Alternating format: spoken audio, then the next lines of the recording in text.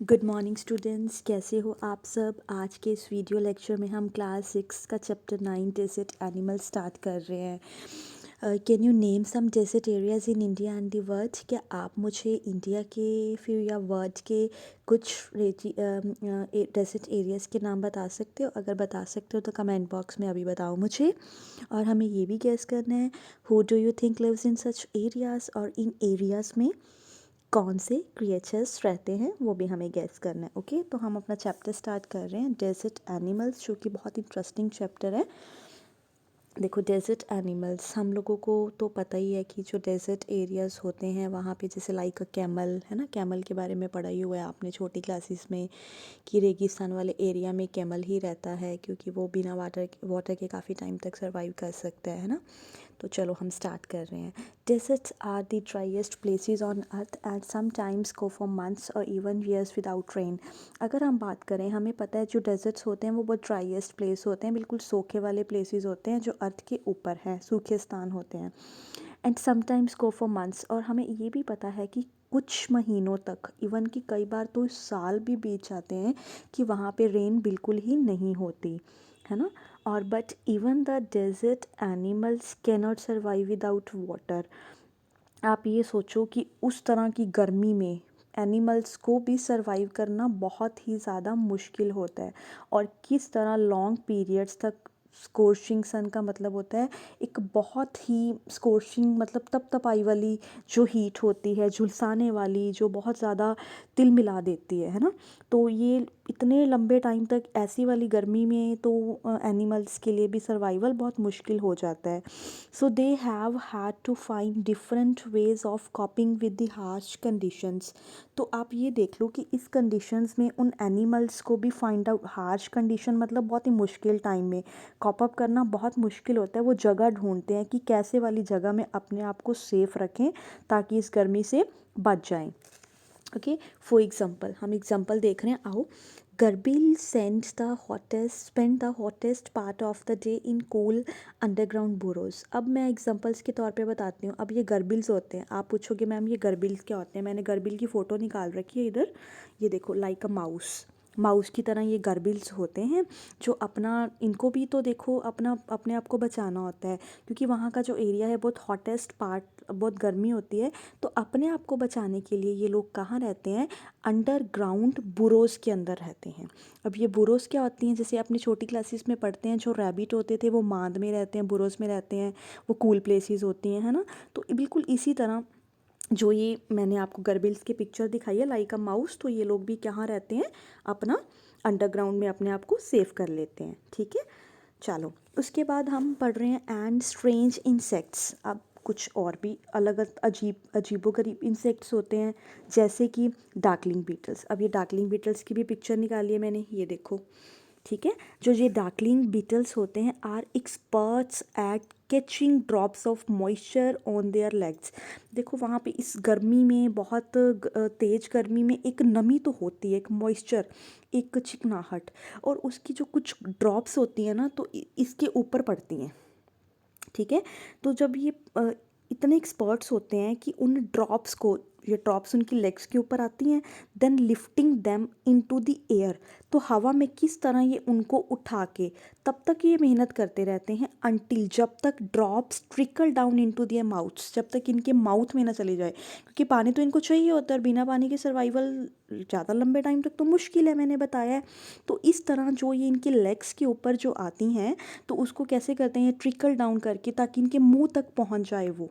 ठीक है, और थोड़ा सा ये अपने आप को, मतलब जो गर्मी फील कर रहे हैं या जो अच्छा टाइम नहीं फील कर रहे हैं, तो एक बूंद ही इनके लिए बहुत होती है। Not all desert are endless seas of rolling sand dunes. अब देखो, ये तो क्लियर है कि सारे डेजर्ट्स तो एंडलेस नहीं होते हैं, है ना। नॉट ऑल डेजर्ट्स आर, सभी जो रेगिस्तान होते हैं या जगह बदलने वाले रेतीले होते हैं, टीले होते हैं, देखो वो सागर तो नहीं होते इतने। कुछ तो कुछ चट्टानें होती हैं, कुछ रॉकी होती हैं, समार रॉकी होती हैं, और कुछ पेबली होती हैं, पेबली मतलब कंकरों पत्थरों से भरी होती हैं। And dotted with small bushes, कुछ कुछ ऐसी होती, कहीं कहीं छोटी छोटी झाड़ियाँ होती हैं, डॉटेड मतलब कहीं कहीं, जिसको हम कह देते हैं, while others are sprinkled with colourful flowers during the spring. और ये भी देखो कि कई कुछ रेगिस्तान तो ऐसे भी होते हैं कि जब स्प्रिंग टाइम होता है, बारिश का टाइम होता है, बसंत का टाइम होता है, तो यहाँ पे कुछ फूल भी खिलाते हैं, अलग अलग डिफरेंट काइंड्स ऑफ जो फूल होते हैं वो भी खिल जाते हैं। ठीक है, चलो paragraph 2, there are more than 23 different kinds of snakes around the world.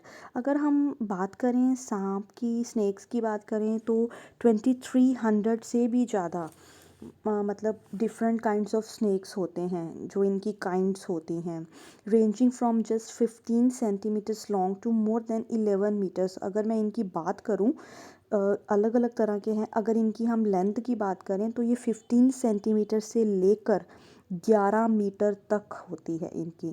ठीक है, जो हम लेंथ की बात कर रहे हैं। बहुत सारे देखो स्नैक्स अलग अलग तरह के होते हैं। आगे हम बड़ी क्लासेस में चैप्टर पढ़ेंगे, 9th 10th के अंदर बहुत सारे चैप्टर हैं जिनके अंदर आपको स्नैक्स के बारे में, कोबरा, डाइविंग स्नैक, अलग अलग तरह के स्नैक्स के बारे में पता लगेगा, है ना। तो इस चैप्टर में तो हमें यही बता रखा है कि जो मोस्ट स्नैक्स होते हैं वो क्वाइट हार्मलेस, बिल्कुल ही हानि रहित होते हैं, आपने को कोई नुकसान नहीं पहुंचाते। But there are a few that are so poisonous, but कुछ सांप ऐसे भी होते हैं जो बहुत जहरीले होते हैं। They can kill a human being with just one byte. एक ही बस उनको डस मारनी है और उसी टाइम जो एक ही बाइट से इंसान को मार भी सकते हैं। और कुछ स्नैक्स ऐसे होते हैं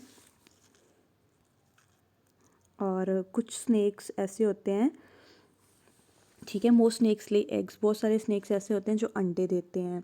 but there are many, but कुछ ऐसे भी होते हैं which give birth to their young, और जो खुद ही अपने बच्चों को जन्म देते हैं। बट अगर हम बात करें अमेरिका एरियाज़ के अंदर की हम बात करें, तो अमेरिका के अंदर एक इतना ज़्यादा बदसूरत भी कह लो या आप बदनाम कह लो, जिसकी बिल्कुल भी रेप्यूटेशन नहीं है, जो आपको ड्राई एरियाज़ में मिलेगा अमेरिका के। ठीक है, पथरीले एरिया में मिलेगा। ईविल मतलब बहुत ही dangerous looking snake with a very bad reputation, जिसकी रेपुटेशन बिल्कुल ही ख़राब है। Its frightening rattle can be heard as far as 30 metres away. मतलब ये ऐसा है कि 30 मीटर तक भी आपको इसके डरा देने वाली आवाज़ को सुन सकते हो। और ये किस तरह से मतलब हमला करता है, किस तरह के ऊपर स्ट्राइक करता है ये, जिस तरह अपन देखते हैं कि बादलों की एक गड़गड़ाहट, बिजली खड़कती है जैसे अपन देखते हैं, तो बिल्कुल वैसे ही it can strike with lightning speed. तो इस तरह ये अपना जो आक्रमण है, हमला करता है, जो भी अपना करता है, बड़ा अजीबोगरीब तरीके से ही करता है। ओके, चलो हम थर्ड पैराग्राफ पे आ गए।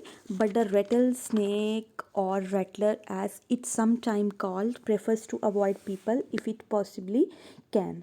अब हम पढ़ रहे हैं, एक आपने रेटलर, जिसको हम स्नेक ही कहते हैं, रेटल सांप कह लो या रेटलर कह लो या रेटल स्नेक कह लो, अलग अलग नामों से बुलाते हैं इसको। मतलब ये जो इस तरह वाले सांप होते हैं ना, तो ये बड़ा ह्यूमंस को अवॉइड ही करते हैं। लिखा हुआ है prefers to avoid people if it possibly can, अगर जितना हो सके ये अवॉइड करना ही पसंद करते हैं। It holds its tail upright, कभी ये अपनी जो टेल है उसको सीधा कर लेते हैं। ठीक है, कभी क्या करते हैं, अपनी मतलब पूंछ को ऐसे थोड़ा, जैसे अपने कहते हैं ना कि हिलौरे दे रहे हैं, इधर उधर ऐसे करते हैं। And rattles the end when ever it is disturbed in the hope that the intruder will go away. और इनको ये होती है कि इनके पास ना ये अपना आइडिया देते हैं, या अपने आप एक मतलब इंडिकेशन देते हैं कि जो भी हमारे पास इंट्रूडर आ रहा है ना, तो वो हमसे दूर ही रहे, वो दूर चला जाए हमसे। ये मतलब अपन को एक तरह से चेतावनी देते हैं। Clear. However if its warning are ignored, अगर इनकी वार्निंग को इग्नोर किया जाएगा तो ये अपने आप में ही ना ये थ्रेटन्स फील करते हैं, मतलब इनको एक डर लगता है। And it will coil ready to bite, फिर ये बाइट करने के लिए तैयार होते हैं, क्योंकि इनको अपने आप को बचाना होता है। But the rattler itself cannot hear the noise its own tail makes. But इनकी ये कंडीशन ऐसी भी हो जाती है कि ये कभी अपनी जो मतलब साउंड है टेल की, है ना, तो इनको सुनाई नहीं देती उस टाइम। लाइक मोस्ट स्नैक्स, बहुत सारे स्नैक्स ऐसे होते हैं, it hears things through vibrations in the ground, कि अर्थ के ऊपर जो भी वाइब्रेशंस हो रही हैं वो उनको सुनाई देती हैं। But if a person walks nearby the snake can feel the movement. But ऐसा भी होता है कि देखो, मतलब बहुत सारे अलग अलग तरह के स्नैक्स होते हैं, ये तो मैंने आपको बताया ही था। ये कुंडली मारकर काटने के लिए तैयार हो जाते हैं, लेकिन रेटलर स्वयं ये शोर खुद नहीं सुन सकते। और जब खुद इनकी टेल में से आवाज़ करते हैं तो इनको पता ही नहीं लगता कि ये खुद आवाज़ कर रहे हैं।